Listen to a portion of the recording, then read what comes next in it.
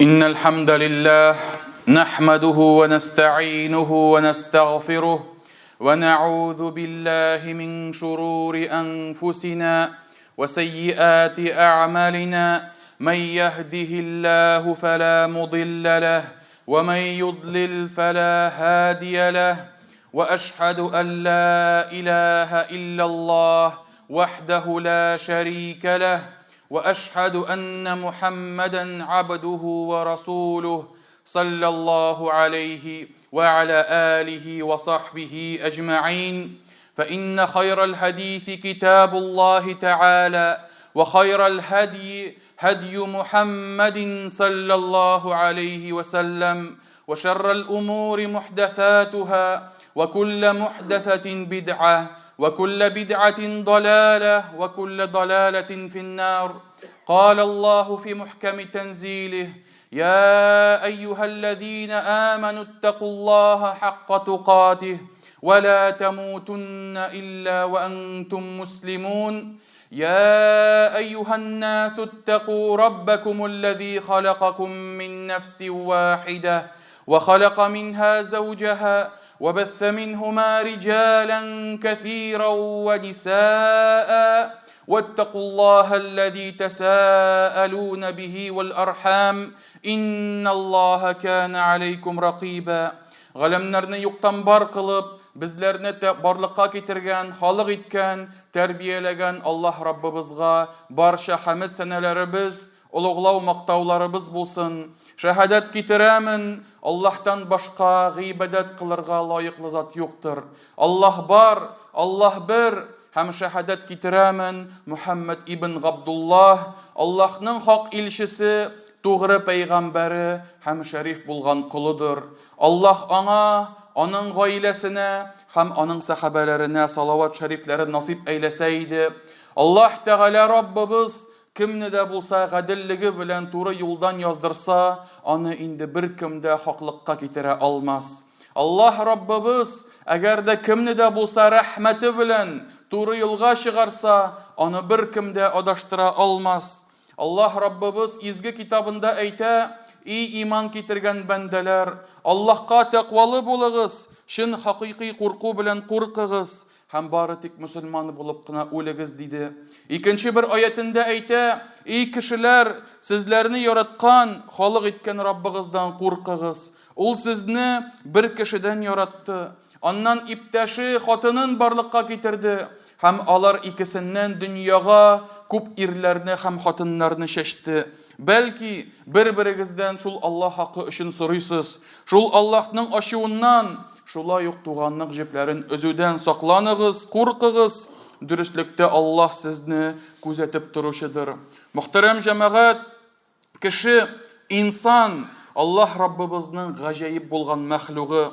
Аллаһ Раббыбыз кешене барлыкка китерде, күркәм рәвештә, бар төзелешен үз урынына куеп, кешене төрле сыйфатларга, төрле хисләргә һәм хәлләргә төрләндерде. Кеше зәгыйф булган мәхлук. Әмма ләкин шул зәгыйф булган мәхлукка җентекләп карасак, бөек Раббыбызның киң кодрәтен күрербез. Аллаһ Тәгалә Раббыбыз Коръәндә мөгъҗизаларны зикр кылганда, Зарiyat сүрәсенең 8-нче аятында әйтә: "Ва фи анфусикум афала тубсирун." Сезнең үзегездә дә мөгъҗиза бар бит дип әйтә. Сез шуны күрмисезмени дип әйтә. Газидин кардәшләрем, шул зәгыйф мәхлукның хәлләреннән була торган бер сыйфаты, һәм ул һәрберебездә дә булган сыйфат, ул җәмәгать оныту сыйфаты, нисиян сыйфаты.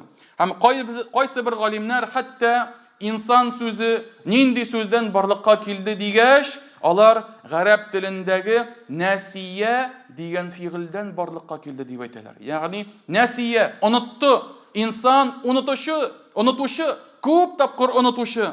Һәм шуңа күрә Аллаһ Раббыбыз онытуның Коръәндәге иң әвәлге вакыйгасын искә ала. Атабыз Адам алейхиссалам Аллаһ Раббыбыз кушкан туюны үтәмәгәч, оныткач бу хакта, Аллаһ Раббыбыз аны җәннәттән чыгарды. Һәм аның хатыны белән бергә аларның икесен җиргә төшерде. Һәм Аллаһ Тәгалә әйтә: وَلَقَدْ عَهِدْنَا إِلَى آدَمَ مِنْ قَبْلِ فَنَسِيَ وَلَمْ نَجِدْ لَهُ عَزْمًا. Аллаһ Тәгалә әйтә, без башта Адәм белән бу эшне эшләмәскә дип килештек, ләкин ул соңра бу хакта онытты. Һәм шул фитнәгә, ягъни иблис фитнәсенә, иблис вәсвәсәсенә каршы тора алмады, дип әйтә Аллаһ Раббыбыз Таха сүрәсенең 115-нче аятында. Димәк, оныту кешенең табигатеннән, кешенең бер чыгарып бетерә алмаслык бер ягы. Һәм шуңа күрә Аллаһ Тәгалә Раббыбыз, аның шиксез рәхмәте, аның шиксез мәгъфираты кешеләрнең онытылып, үзләре белән Аллаһ Тәгалә арасындагы килеп чыккан ялгышларны, хаталарны Аллаһ Тәгалә гафу кылды. Һәм Коръәндә Бакара сүрәсенең ахырында мөэминнәрнең дугалары килә. Алар әйттеләр: "Раббана ла туахидна ин насина ау ахтана." Алар әйттеләр: "Эй Раббыбыз, без ди онытылуыбыз белән һәм хаталануыбыз белән сәбәпле безне җаваплыкка тартмасаң иде." Ягъни онытуыбыз һәм хаталануыбыз сәбәпле кылган гөнаһлар өчен безне җаваплыкка тартмасаң иде, газабыңнан сакласаң иде, дип дуа кылырлар дип әйтелә Бакара сүрәсендә.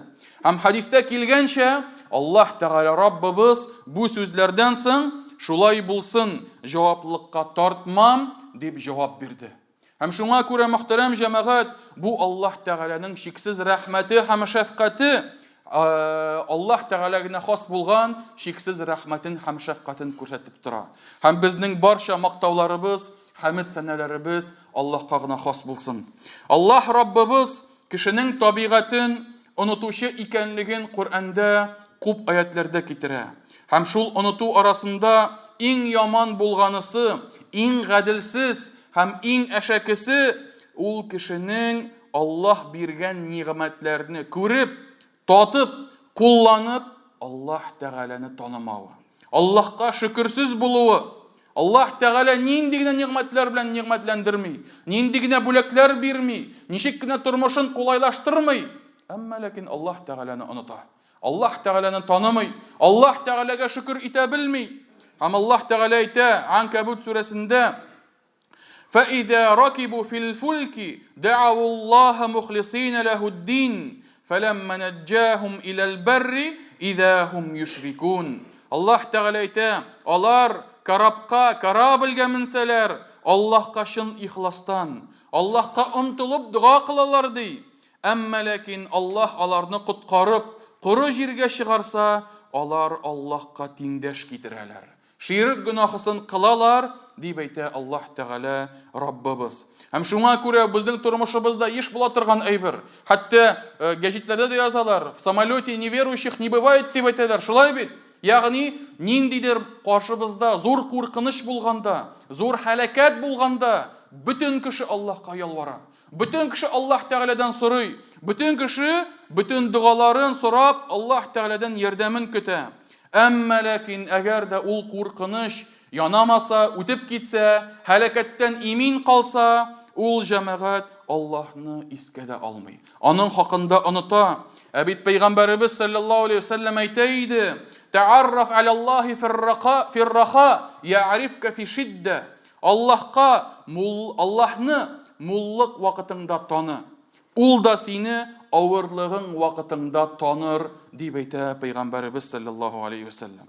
Һәм шуңа күрә бүгенге көндә кайсы бер кешеләр юлга чыгасы булса, мәчеткә килеп, юл садакасын бирәләр, дугасын, зикрләрен укыйлар. Кемдер юлга чыкканда бөтен зикрләрен, бөтен дугаларын әйтеп чыга. Кемдер мәсәлән имтиханы алдыннанмы, никахы алдыннанмы, яки эшкә урнашуы алдыннанмы, бөтен дугаларын кыла. Бөтен зикрләрен кыла. Әмма ләкин үтеп китсә, әйбәтләп шәһәренә, авылына кайтып җитсә, әйбәтләп өйләнсә, эшенә урнашса, имтиханын тәмамласа, Аллаһ Тәгалә хакында оныту юк. Зикрләр юк. Бөтенсен оныта. Һәм шуңа күрә Аллаһ Раббыбыз бит инде һәммәбезне дә зикр итәргә чакыра, күп тапкыр. Һәммәбезгә дә дуа кылырга әйтә. Һәм һәммәбез дә белергә тиешбез, безнең көн дәвамында бар кайсы бер урыннар, кайсы бер вакытлар, ул вакытларда дуа кабул була. Ул вакытта дуганың иң зур әһәмиятле вакытлары, шуларның берсе азан белән кабат арасында. Кешегә рәхәт булганда, кешенең бернинди проблемасы булмаганда, юк, ул вакытта дугалар хакында оныта. Ул вакытта зикрләр хакында оныта. Һәм шуңа күрә мөхтәрәм җәмәгать, шулай ук ничәмә кеше авыру булганда бүтән күңелен Аллаһка юнәлтә. Аллаһка ялвара. Ничәмә бәла казага очраган кеше Аллаһтан сорый. Дөнья проблемалары биләп алса, башын кайгыга төшерсә, ихластан Аллаһка юнәлә. Изгелекләр кыла башлый, гыйбадәтен җиренә җиткереп үти башлый. Әмма ләкин әз генә җиңеллек килсә, шундук онытыла. Һәм инде кайсы берләр әйтәләр инде, нет, а чё напрягаться дип әйтәләр. Шулай бит. Һәм шуңа күрә мөхтәрәм җәмәгать, менә синең яхшылык вакытында напрягаться итмәвең, ул җәмәгать онытылуның бер афаты булып тора.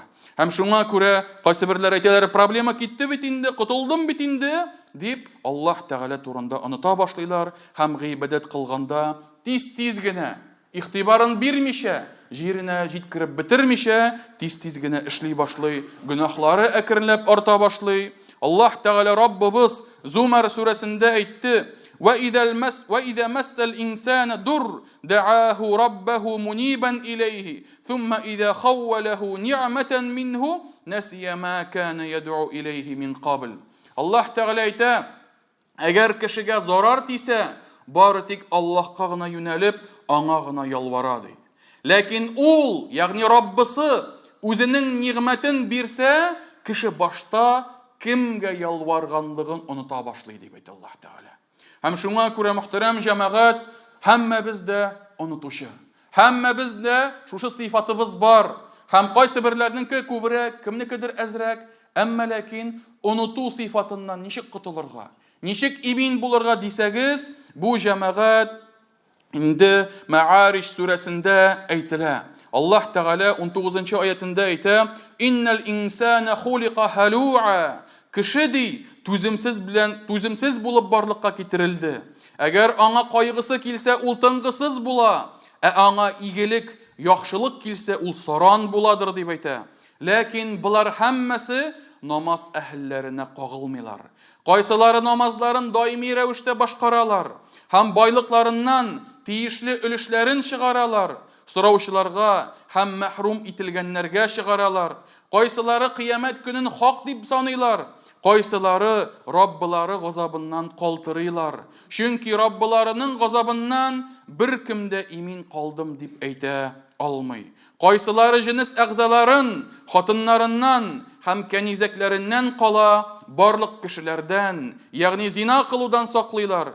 Кем моннан артыграк теләсә яки башкарса, ул җинаятьчеләрдән булыр.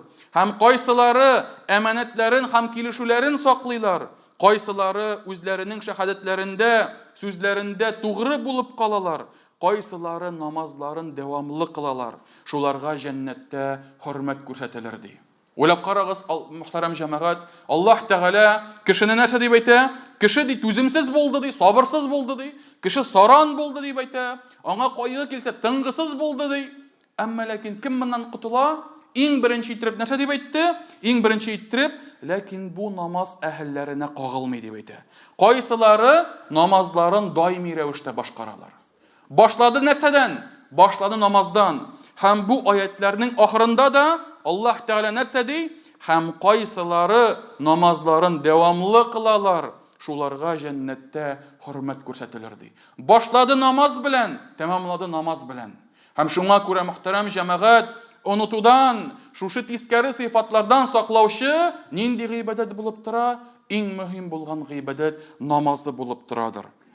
Һәм шуңа күрә мөхтәрәм җәмәгать, без инде намазның гаять зур әһәмияткә ия булган гыйбадәт икәнлеген белергә тиешбез. Һәм инде намаз, иншааллаһ, Аллаһ Тәгаләнең ярдәме белән кешене оныту халәтеннән имин калдырыр.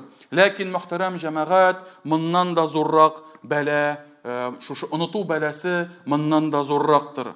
Кеше авыр хәлгә юлыкса, бәла казага очраса, бу проблемаларны шишу өчен бүтән эшләрен кыла. Алла сакласын, әгәр дә инде акчасыз калса, бер ярдәмсез калса, нәрсә эшли башлый? Аңа эшенә кирәк, аңа яшәргә кирәк акча. аңа гаиләсен туендыра кирәк, аңа торагы кирәк.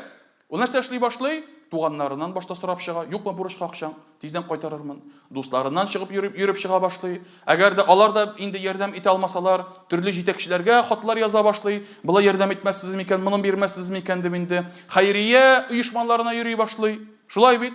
Яки мәсәлән, әгәр дә икенче бер кеше авырса, чирләсә, башта нәрсә эшли башта? Башта йорты кырыендагы поликлиникага бара. Анда ярдәм итмәсәләр, шәһәр күләм поликлиникасына бара, городская поликлиникага. Анда да булмаса РКВга килә, шулай бит? Ул да ярдәм итсә, ул да ярдәм итмәсә, һәм инде шушы түрәләр дә инде бер тиен дә бирмәсәләр, шунда гына кулы күккә күтәрелеп, Аллаһ Тәгаләгә ялварып дуа кылып сорый башлый. Менә бу җәмәгать безнең иң зур булган хатабыз. Иң зур бәла кеше тормыш авырлыкларында башта мин үзем шишәм. Я же сильный, я же самостоятельный дип әйтәбез. Шулай бит. Һәм үзем шишәм, үзем башкарам, үзем нитәм дип тырмаша, ләкин юк. Аллаһ Тәгалә бирми. Ә бит иң беренче иттереп җәмәгать Аллаһ Тәгаләгә ялварып, аннан дуа кылып сорарга тиеш идек, мөхтәрәм җәмәгать. Һәм шуңа күрә бу әлбәттә бу кешенең Аллаһ Тәгаләнең кодрәтендә шикләнүеннән чыкмый.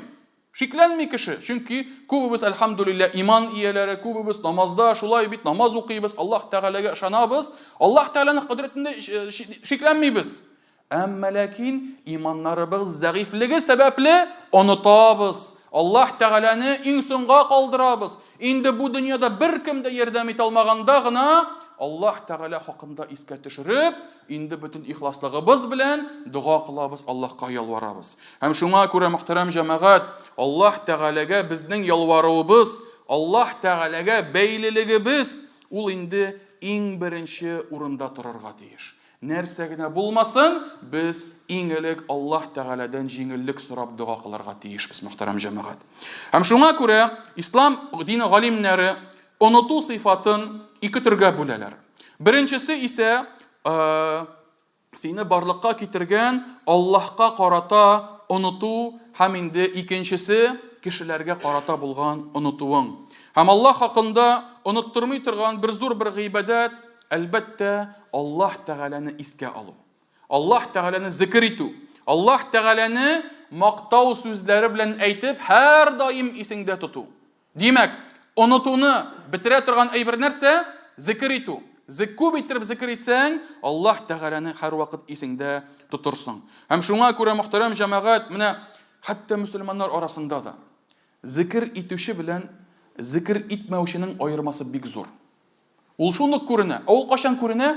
Критическая ситуация барлыкка килгәндә ул сразу чыга. Ишендә тормый ул аның. Мисал өчен, машинада барганда, үзебез беләбез, хәзер кешеләр ничек кенә йөрмиләр юлларда, шулай бит берсе кистерә, берсе керә, берсе кисәк кенә туктый. Һәм кайсы бер кардәшләребез шул вакытта субханалла дип әйтәме? Аллаһу акбар дип әйтәме? Әлхәмдүлилләһ дип әйтәме? Юк, җәмәгать.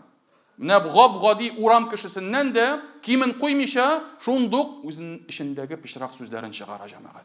Менә моның сәбәбе нәрсәдә? Зикр итмәүдә. Чөнки зикр итүче кеше, теле һәр вакыт зикр белән юеш булган кеше, ул хәтта шундый вакытларда да субханалла дип аның теләр-теләмәс авызыннан чыга. Һәм аның теләр-теләмәс шушы күркәм сүзләре, Аллаһ Тәгаләне мактаулар, ла илаһа илляллаһ кәлимәләре чыга җәмәгать. Ә инде аты юлы булган сүгенү сүзләре чыкмый.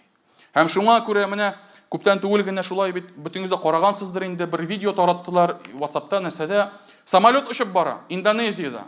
Кешеләр утырганнар, һәм инде минем уйлавымча ул турбулентность зонасына эләгеп, самолетка кирәеп инде кешеләр куркыштылар. Һәм нәрсә эшләр җәмәгать алар? Алар ла илаһа илляллаһ, я рахман, я рахим дип зикр кылып утыралар, мөхтәрәм җәмәгать. Менә бу бер күрсәткеч булып тора. Алар зикр кылып утыралар, һәм инде мин аннан соң нәрсә булганлыгын белмим, алар утырдылар микән самолетлары белән, инде һәлакәткә очрадылар микән? Ансын Аллаһ Тәгалә үзе белә, әмма ләкин аларның шушы авыр вакытта Аллаһ Тәгаләгә зикр итүләре бик зур күрсәткеч. Ә безнең бүгенге көндә менә кирип карагыз YouTube'ка. YouTube тулы бүген авариялар, төрле ниләр, бәла казалар. Анда тыңлап карасаң, кешенең үлеменә 2 секунд. Үлеменә килеп бәрелә, юкка чыга, һәлак була, һәм инде вафат була, ләкин шул 2 секунд эчендә ничә сүзне әйтеп өлгерә? Кемнеңдер әнисе, кемнеңдер әтисе, әллә нәрсә, дөньядагы иң пичрак сүзләре чыга җәмәгать, үлеменә 2 секунд калганда. Менә бу җәмәгать бик зур күрсәткеч. Һәм шуңа күрә, мөхтәрәм җәмәгать, без телебезне зикр белән юеш кылсак, ул безнең авыр вакытларыбызда да зикрләребез үзе чыгачак. Һәм инде Аллаһ Тәгаләне онытмаска да бер ярдәм булып тора, мөхтәрәм җәмәгать. Һәм шуңа күрә Аллаһ Тәгалә инде шулай ук Аллаһ Тәгаләгә карата оныту сыйфатын тагын инде гөнаһларын истә тоталар һәм гөнаһларыннан Аллаһ каршында уялалар дип әйтергә кирәк. Ягъни оныту сыйфаты без Аллаһ Тәгалә каршында оныту сыйфатын без инде ничек итеп эшләргә тиешбез, җәмәгать? Гөнаһларыбызны онытмаска тиешбез. Чөнки гөнаһларыбыз хакында уйлап, ничек аннан чистарынырга, ничек пакланырга, хәтта галимнәребез инде әүвәлге гасырларда яшәгән изге галимнәребез гөнаһ кылганнан соң, тәүбә кылганнан соң, әле гөнаһ эшләгән идем дип уялалар иде, җәмәгать. Һәм Фудайл ибн Айяд хакында килә күп кенә әсәрләр, риваятләр, хаҗда, Гарәфәдә булганда, аның өйлә вакытыннан алып ахшамга хәтле булган бөтен эше дип әйтә, ул елап ди: "Я Раббым, кылган гөнаһларымның уятымнан кайда китәрмен икән" дип әйтеп утырган сүзләре дип әйтә. Һәм шуңа күрә, мөхтәрәм җәмәгать, беребез дә фәрештә түгел. Беребез дә бер хатасыз булган, анасыннан яңа туган сабый бала түгел. Һәрберебез бер хата булса да кашанда булса кылганбыз. Һәм шуңа күрә, мөхтәрәм җәмәгать, шул гөнаһларыбызны онытмаска, ничек пакланырга, ничек чистарынырга, ничек тәүбә истигъфар кылырга икәнлеген, мөхтәрәм җәмәгать, без һәрвакыт истә тотырга тиешбез. Менә кайсы бер кешеләр изгелек кылганда үзләренең изгелекләрен һәм гөнаһларын бухгалтериядагы теге дебет кредит шикелле итәләр, җәмәгать. Доход, расход, әйме? Изгелекләре арткан сайын арта, инде гөнаһ кылганда, яра, минеке күп бит әле анда, каплар әле, сравняется еще, әле артыграк калыр әле дип, җиңел карыйлар, җәмәгать, гөнаһларга. Һәм ахыр чиктә, Аллаһ Тәгалә сакласын, бу кеше һәлакәткә очрарга мөмкин. Җәннәткә юлыгарга мөмкин. Пәйгамбәрбез Мөхәммәд саллаллаһу алейхи ва саллям әйтә, кеше дип әйтә, кайсы бер вакытларда үзе дә игътибарын бер сүз әйтеп куя ди. Шул бер сүзе аркасында җәһәннәмгә 70 ел ераклыкка батырыла дип әйтә Аллаһ илчесе. Бер сүзе өчен әйтте, чоталап дул, бетте, онытты, китте. Дальше тормыш бара, яңа вакыйгалар, яңа ниләр, гаиләсенә кайта, эшенә бара, истендә дә тотмый. Әмма ләкин шул бер сүзе өчен җәһәннәмгә батырылыр дип әйтелә. Һәм шуңа күрә, мөхтәрәм җәмәгать, без менә шушы изгелекләр белән гөнаһларны чагыштырганда, аны бухгалтериядагы шикелле тотарга тиеш түгелбез. Әй, изгелекләрем каплар әле, басырлар әле, бетерерләр әле дип уйларга тиеш түгелбез, җәмәгать. Аны үзебез чыгарып, аннан тизрәк котылырга тиешбез. Һәм шуңа күрә галимнәребез әйттеләр: изгелекләреңне исеңдә тотып, гөнаһларыңны оныту адашу һәм алданудыр дип әйттеләр. Изгелекләреңне хәтерлисең, гөнаһларыңны онытасың, димәк син алдандың, димәк сине алдады шайтан, димәк син алдандың, һәм син һәлакәткә очрарга мөмкинсең. Һәм шуңа күрә, мөхтәрәм җәмәгать, кеше изгелек кылганда аны санап утырырга, кабаттан уйлап утырырга, менә бит шул каралы шуны намазны укыган идем. Каралы мин бит әле Рамазаннан тыш, әле бит шундый көндә ураза тоттым. Нинди яхшы кеше мин дип, үз-үзе белән горурланып, җәмәгать тәкәбберлеккә китерергә мөмкин. Изгелекләр хакында уйламыйбыз, башкарабыз җиренә җиткереп тиешенчә. Әмма ләкин алар хакында инде онытабыз. Алар хакында уйламыйбыз. Без элек шулай эшләгән, шулай кылган идек. Әмма ләкин гөнаһларыңны исеңдә тотырга кирәк. Ничек котылырга, ничек кире шушы гөнаһка килмәскә хакында уйларга тиешбез. Шулай ук, җәмәгать, онытуның кешеләргә кагылышлы булган ягы хакында әйтеп үтсәк, ул иң элек сиңа игелек, яхшылык күрсәткән кешеләрнең кадерен белү. Һәм инде әлбәттә булар арасында иң зурысы ул ата-ана һәм сиңа гыйлем биргән устазларың. Менә Имам Шафиғи, Имам Абу Ханифа белән бер дәрәҗәдә тора торган зур бер галим Имам Шафиғи, Ул заманасында Мисыр дәүләтендә яшәде. Ягъни бүтән кеше аны белә. Шафигый кем ул? Ул Мухаммад ибн Идрис аш-Шафигый. Шундый зур галим. Ягъни дөньяга алар берничә булганнар, алар бик әз булганнар андый зур галимнәр. Һәм бер вакытны бу галим янына бер чүлдән килгән бер бәдәви килә. Простой кеше. Шәһәрдә дә яшәми, чүлдән гап-гади бер кеше. Килә дә һәм Шафигый моны танып алып нәрсә эшли? Моңа зур бүләкләрен бирә. Кадер хөрмәт күрсәтә. Һәм бу киткәч инде әйтәләр, син бит инде галим, син бит зур, син бит шундый, син фалан, син төгән. Һәм инде менә шушы гади кешене шул хәтле дәрәҗә күрсәттеңме? Болай даже теге әмирләрне дә болай каршы алмыйлар дигәч, ул нәрсә дип әйтә Имам Шафигый? Ул әйтте, бу кеше ди Мәккәдә яшәгәндә гарәп теленең нишкәлекләреннән булган миңа бер сүзнең мәгънәсен аңлатты ди. Ул Имам Шафигый нәрсәсе белән данлыклы булган? Ул гарәп телен камил рәвештә белгән. Күп шигырьләр өйрәнгән, күп нишкәлекләрен белгән. Бу кеше гарәп телендәге нишкәлекләреннән булган бер сүзнең мәгънәсен генә әйткән. Имам Шафигый шуны хәтерләп нәрсә эшләгән? Күпме еллар үткәч тә танып алып, аңа зур кадер хөрмәт күрсәткән. Хәзер сорау мөхтәрәм җәмәгать. Менә монда залда ничәмә кеше бар. Әлхәмдүлилләh, бөтенегез дә тәһарәтле, бөтенегез дә гусыллы, намазга килгәнсез. Без, хәтта мин үзем дә мәсәлән, үземнән сорыйм һәм сездән сорыйм. Шулай бит. Безгә тәһарәтне өйрәткән кешеләрне хәтерлибезме? Безгә намазны өйрәткән кешеләрне хәтерлибезме? Безгә бер хәрефне өйрәткән, Коръәннән булган бер хәрефне өйрәткән кешеләрне хәтерлибезме? Аларны кадерлибезме, хөрмәтлибезме? Иң кимендә алар өчен дуа кылабызмы, җәмәгать? Кемдер бәлки 10 яшендә намаз укый башлагандыр, кемдер 20 яшендә укый башлагандыр. Хәзер күп бер вакыт үтте. Әмма ләкин без алар хакында беләбезме соң? Без аларга рәхмәтебезне җиткерәбезме? Без аларны хөрмәтлибезме? Без аларны дуаларыбызда искә алабызмы? Менә шул җәмәгать. Онытабыз шул. Аларны кем икәннәрен дә хәзер белмибез инде. Нинди кеше булганнарын да хәтерләмибездер. Әмма ләкин безнең һәр тәһарәт алган сайын, һәр намазга баскан сайын, Коръән битенең һәр ачып карап бер сүзен укыган сайын, әҗир саваплары кемгә дә бара? Аларга да бара. Һәм шуңа күрә мөхтәрәм җәмәгать, кешенең шушы сиңа кылган игелеген исеңдә тоту җәмәгать, бу күркәм сыйфат. Оныту тискәре сыйфат булып санала. Һәм шуңа күрә мөхтәрәм җәмәгать, әле кызганыш, кайсы берләре не то что оныталар, әле беренче остазларын төрле пычрак сүзләр белән, шакшы сүзләр белән дә искә алалар. Каралы, бу бит мине бузык намазга өйрәтте. Каралы, бу бит мине тәһарәтне җүнләп өйрәтмәде, ялгыш өйрәтте. Каралы дип төрле начар сүзләр белән искә алалар. Һәм шуңа күрә мөхтәрәм җәмәгать, мондый адашудан Аллаһ Тәгалә һәммәбезне дә сакласын. Һәм шулай ук онытуның әле яхшы ягы да бар. Ул җәмәгать кешеләрнең хаталарын оныту.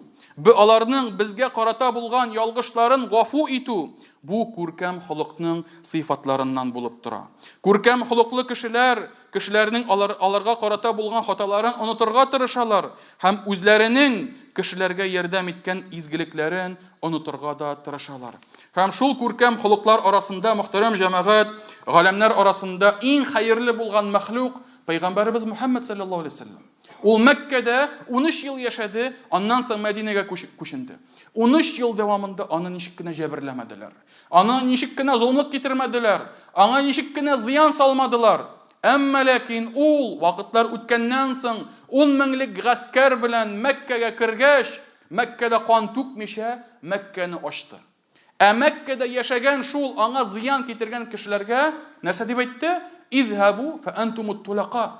Барыгыз дип әйтте, китегез дип әйтте. Сез ирекле дип әйтте. Ягъни үчемне кайтармыйм. Хәзер 10 меңлек гаскәрем белән бөтенегезне кырып чыкмыйм. Юк, алай әйтмәде. Нәрсә дип әйтте? Сезнең һәрберегез дә ирекле дип аларны җибәрде. Аларга тимәде. Һәм шуңа күрә мөхтәрәм җәмәгать, кешеләрнең шушы хаталарын гафу кылу, ул җәмәгать оныту, ул инде күркәм бер сыйфат булып тора. Һәм алай гына түгел, әле кешенең кимчелекләрен дә күрмәү. Русча әйтмешли, закрывать на недостатки других. Ул да җәмәгать күркәм сыйфат һәм бездән таләп ителә торган әйбер. Пәйгамбәрбез Мухаммад саллаллаһу алейһи ва саллям әйтте: "Мөмин мөминә хатынга нәфрәт күрә алмау, дошманлык белән карарга тиеш түгел. Әгәр аңа ул хатынның бер холкы ошамаса, икенче холкыннан риза була", дип әйтә Пәйгамбәрбез. Бу кемгә кагыла? Бу әлбәттә ир белән хатынга кагыла, гаиләгә кагыла. Һәм инде сиңа якын булган кешең хатының булсынмы, синең ирең булсынмы, яки шулай ук синең дустың булсынмы, синең мәсәлән анда нинди дә булса якын кешең булсынмы, ярдәмчең булсынмы, мәсәлән, әйме, һәрберсенең кимчелекләре бар. Камил булган, фәрештәдәй, самый совершенный беркем дә юк. Шулай бит. Һәм шуңа күрә, мөхтәрәм җәмәгать, менә шул аларның кимчелекләрен күрмичә торып, аларның яхшы якларын күрү менә шул бездән таләп ителә. Һәм кайсы бер ирләр мәсәлән әйтәләр, хатын белән 15 ел яшибез ди. 15 ел буена ашы тузсыз булды дип әйтәләр кайсы берләр. Әйе. Риза түгел, тәмле пешермей, тузын салмый. Кайсы бер хатыннар мәсәлән кайсы бер хатыннар гомерем буена ирем шапшак булды дип әйтә. Гомерем буена киемнәрен тәртиптә тота белмәде дип әйтәләр кайсы берләре. Бит җәмәгать аларның ирләренә, аларның хатыннарына карасаң, аның яхшы якларын табу ул тагын да җиңелрәктер бит.